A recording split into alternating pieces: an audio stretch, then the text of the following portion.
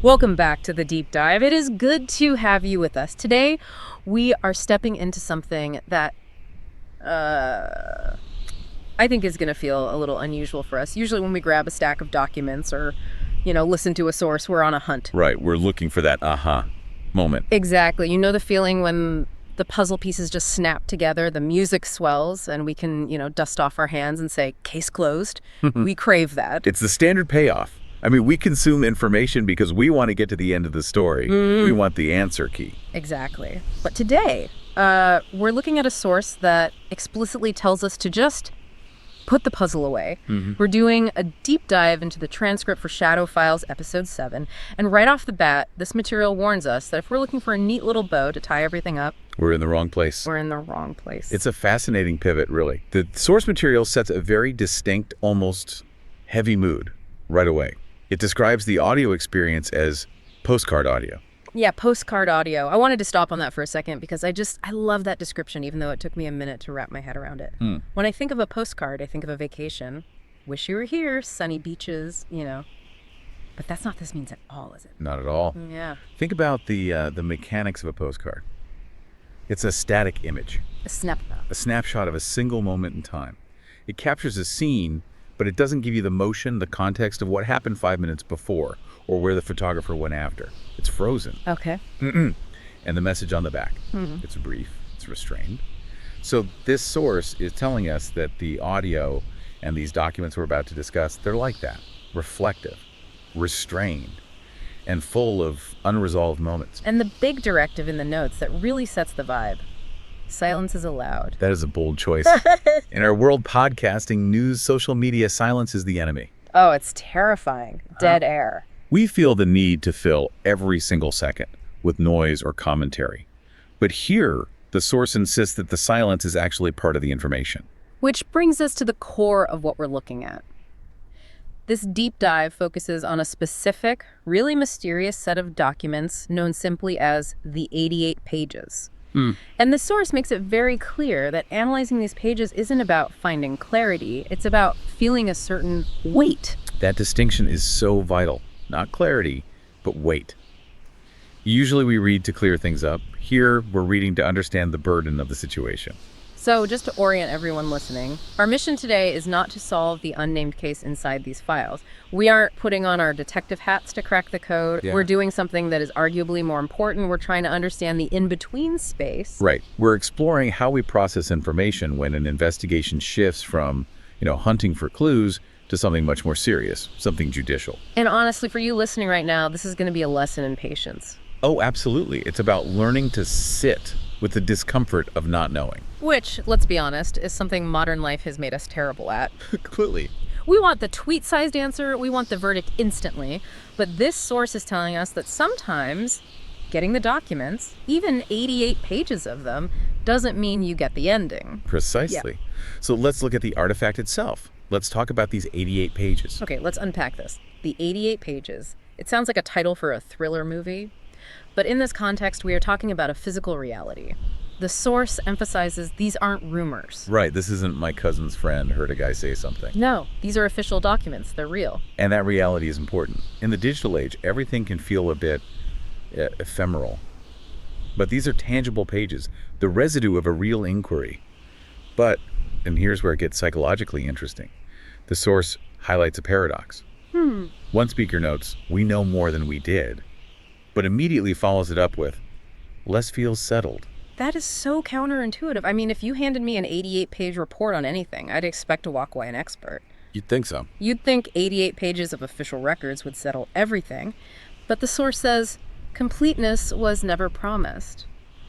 That's a tough pill to swallow. You get the file, you open it up, and you realize, wait, half the movie is missing. It exposes the difference between a story and evidence. A story is curated, an author, a director, They decide what you see to make sure the plot makes sense. Right. Evidence just is. It's raw. And the source details exactly why these pages feel so incomplete. It points to moments that end mid-sentence. Oh, that drives me crazy just thinking about it. Can you imagine? You're reading a transcript, maybe it's an interrogation, a witness statement. The person is building up to something huge, a key detail, and then Cut to black. mid-sentence, it's just gone. It's incredibly disorienting. Right. And in a movie, that would be a cliffhanger. Ah. In a legal document, it's just a dead end. And the source also points out questions that never made it onto the page. That's a huge one. We tend to assume that investigators are these perfect logic machines who ask everything we would want them to ask. Oh, yeah. We sit there reading it, just screaming at the page. Ask them about the timestamp. Ask about the car. And they don't. Yeah. And because they didn't ask it then, the answer doesn't exist. It's not hidden. It's just non-existent. The source effectively highlights that our omniscience as readers is a complete illusion. And it gets even more frustrating. The source mentions evidence that is described but never shown.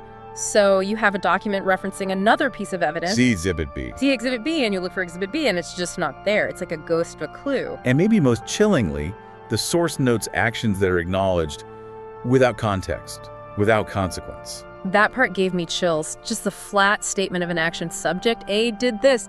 No, because of this, no, and therefore that happened. It just sits there on the page, floating in a void. And this is why the source uses the word wait instead of clarity.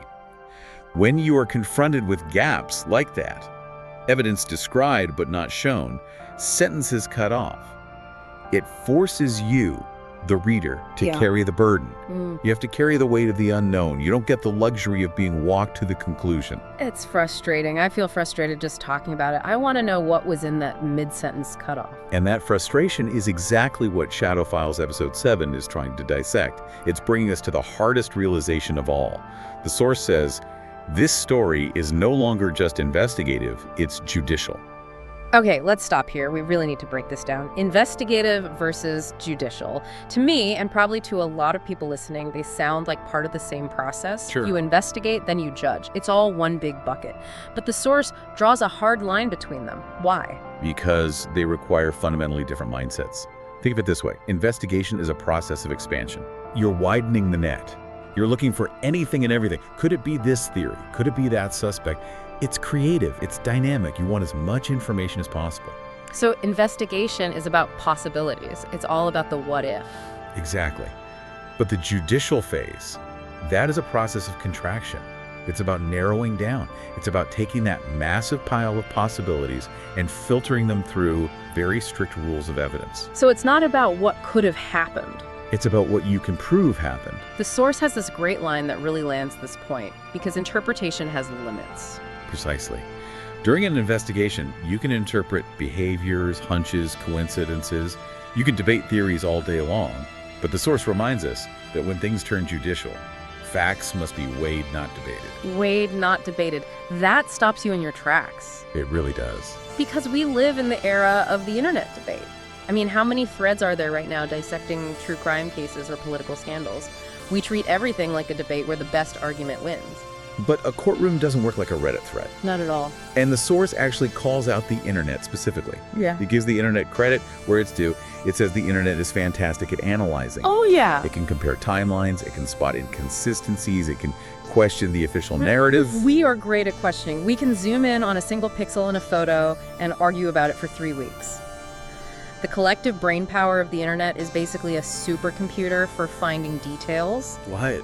But the source drops the hammer, it cannot deliver verdicts. And that is the crucial limitation. Yeah. The collective intelligence of the internet, it's powerful, but it has no authority. Yeah. It cannot offer a verdict. Right. A verdict isn't just an opinion. It's a mechanism that changes reality for the people involved. Right. And the source implies that we often confuse the two. We confuse consensus on a forum with a judicial ruling. It's the difference between being right in the comments section and being right in a court of law. One feels good. The other one actually matters. Uh-huh. And this leads us to the danger of the void.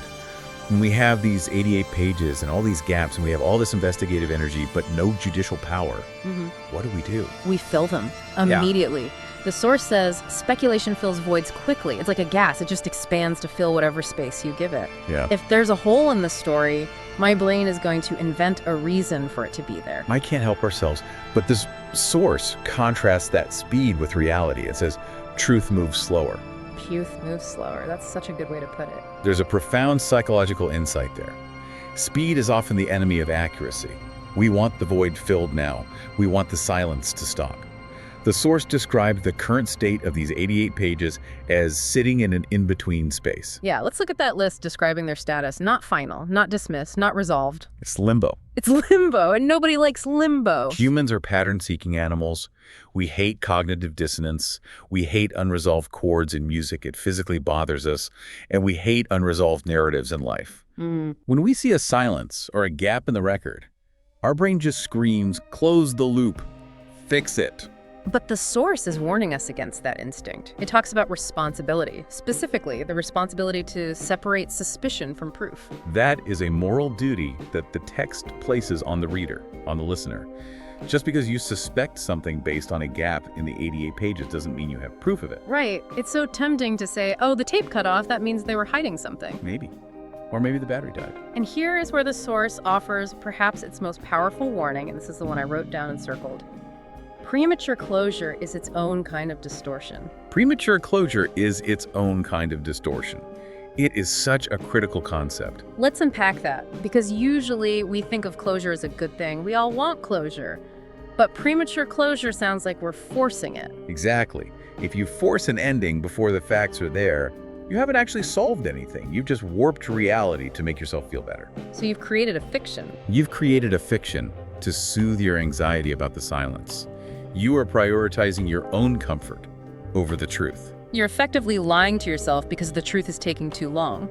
And the source is asking us to be strong enough to resist that, to sit in the silence, to let the silence breathe, as the audio direction suggests. And that's hard. It's really hard because we want to know who the bad guy is or what the secret is. We want the consequence for those actions mentioned in the files. We want justice, and we want it done by the end of the episode. Right. And the source assures us those things are coming. This isn't the permanent state of limbo. Right. It explicitly says there will be rulings, there will be decisions. This isn't the end of history, it's just the waiting room. And when those rulings come, the source notes that the story will change shape again. I love that imagery. The story isn't static, it's shape-shifting. Right now, it's shaped like a pile of 88 confusing pages. Later, when a judge rules, it might be shaped like a gavel, or a jail cell, or an exoneration. Exactly. A verdict retroactively changes how we view the evidence. Once a decision is made, we look back at the 88 pages and say, oh, that part was important, or that part was just noise. But we cannot rush that transformation. We have to respect the current state of the evidence. Which brings us to the definition the hosts agree on in the source. Until those rulings come down, what are the 88 pages? They define them simply as a document, not a verdict. It seems so simple, a document, not a verdict. But we get this wrong so often. We see a document, maybe a leaked memo, a police report, a transcript. We treat it like it's the final judgment. Yeah, we wave it around like it proves everything. But it's just paper. It's just data points. It's a snapshot of a moment in the investigation. It is not the conclusion of the judicial process. Right. A document is raw material. A verdict is the finished product. They are not interchangeable. And the source wraps up with this really grounding thought. This is not the end of the case. It's the end of what can be responsibly said for now. Responsibly said. That is the key phrase. We could say a lot more. We could speculate. Oh, absolutely. We could invent scenarios to explain the missing evidence. We could make up a great story about why that sentence was cut off. But that wouldn't be responsible. It goes back to that idea of discipline, the discipline to stop talking when the facts run out. Which is incredibly rare in our current media landscape. We usually keep talking until the commercial break, regardless of whether we have new information. We panel discuss things to death. But this source is demonstrating the discipline of stopping at the edge of the evidence. So let's recap where this deep dive has taken us, because it has been a bit of a philosophical journey. We started with Shadow Files Episode 7 and this stack of 88 pages. We realized that these pages are real, official, but deeply incomplete.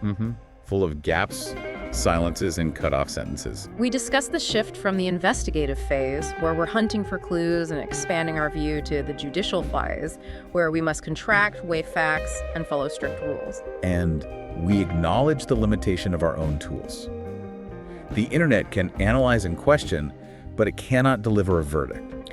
And we confronted the danger of the void, that urge to fill silence with speculation because the truth is too slow for our liking. We learned that premature closure isn't just impatience. It's a distortion of the truth. And finally, we accepted the current reality. These pages are documents, not verdicts. And the most responsible thing we can do, the most intellectually honest thing we can do, is wait. We wait for the rulings that will eventually change the shape of this story. It's a lesson in restraint. It's a lesson in being okay with wait instead of clarity. And honestly, it's a lesson in admitting I don't know yet, which is often the smartest thing you can say. Absolutely. So here's where we leave you today. The source material for Shadow Files was quiet, reflective, restrained. It didn't give us a bang conclusion, and neither will we.